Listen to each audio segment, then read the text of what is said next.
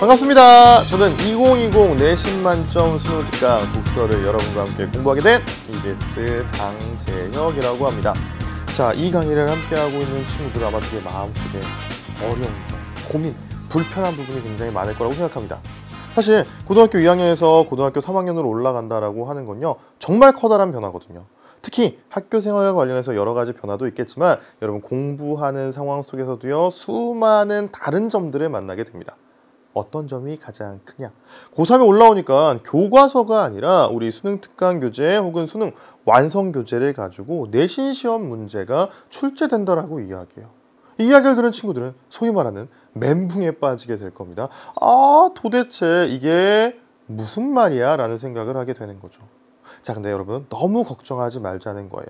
이 강의를 함께하게 된 전요, 자랑 같은 이야기이긴 하지만 고3 담임 경력, 그리고 고3 학생들을 지도해본 경력이 2011년부터 지금까지 쭉 고3 학생들만 지도하고 있습니다. 근무하고 있는 학교에서요.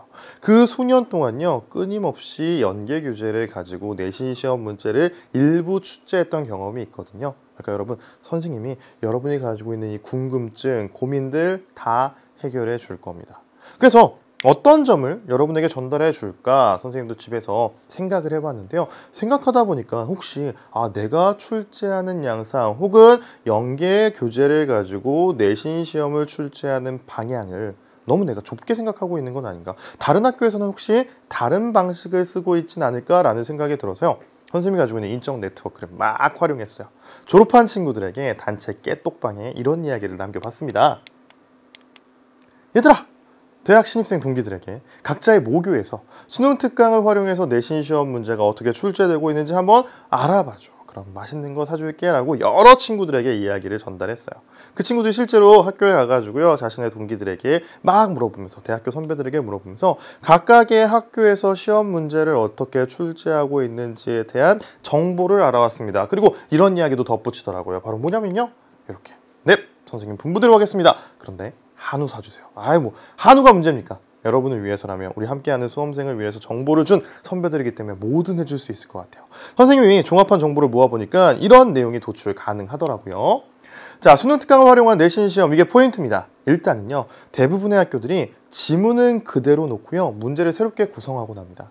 거기다가 보기 제시형 문제, 우리 흔히 발문 밑에 보기라고 하는 네모를 던져주고 나서는요, 그 보기 속에다가 우리 교재 속 혹은 지문 속에서 보지 못했던 새로운 자료를 제시하는 경우가 정말 많더라고요. 그리고 문제는 각각의 선생님들께서 최대한 수능 스타일로, 수능형 문제로 출제하려고 노력하고 계신다는 걸 확인할 수 있었습니다. 자, 그럼요, 우리는 이제 어떻게 문제가 출제되는지를 알았으니까 우린 어떻게 준비해야 될지에 대해 고민하기만 하면 되겠죠. 자, 바로 이겁니다.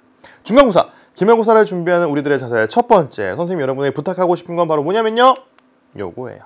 우리 나라고 하는 존재, 수험생, 학생이라고만 생각하지 말자는 겁니다. 공부를 하면서 내가 시험 문제를 출제하는 사람이다 라고 생각을 하며, 내가 만약에 출제자라고 했을 때 독서 지문 속에 나온 어떤 정보들을 활용해서 어떤 유형의 문제를 만들까, 끊임없이 상상하고 고민하면서 공부하자는 겁니다. 여러분이 출제자라고 생각한다면요, 출제자들이 매력적으로 생각하는 정보가 무엇인지 찾아낼 수 있을 거예요. 바로 그것이 내신 시험을 준비하는 첫 번째 단계이다라고 생각하면 될 것 같습니다.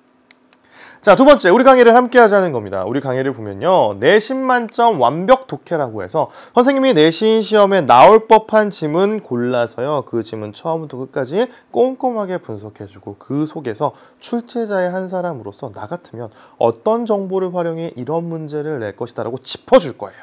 자, 그리고 내신 만점 전략 독해. 우리 모든 지문에 모든 내용을 나갈 수가 없으니까 특정 지문 같은 경우는요, 굉장히 매력적으로 보이는 정보가 숨어있는 단락들만을 뽑아서 새롭게 문제를 구성한다라고 했을 때 이런 유형이 나올 것 같아라고 이야기해 줄 겁니다. 자, 그리고 강의 마지막 부분에는 내신 만점 핵심 정리.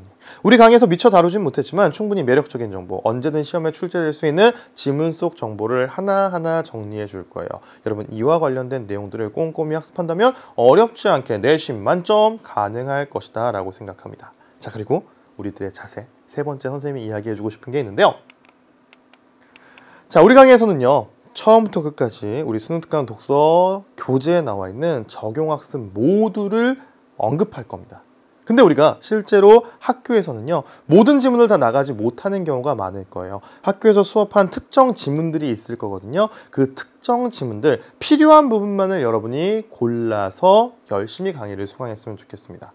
강의 인덱스를 보게 되면요, 적용학습 몇 번 지문에 해당하는지에 대한 언급도 나와 있을 거거든요. 필요한 부분만 골라서 여러분이 가지고 있는 내신 시험의 준비도를 향상시켜 나갔으면 좋겠다라고 하는 것이 선생님의 바람이에요.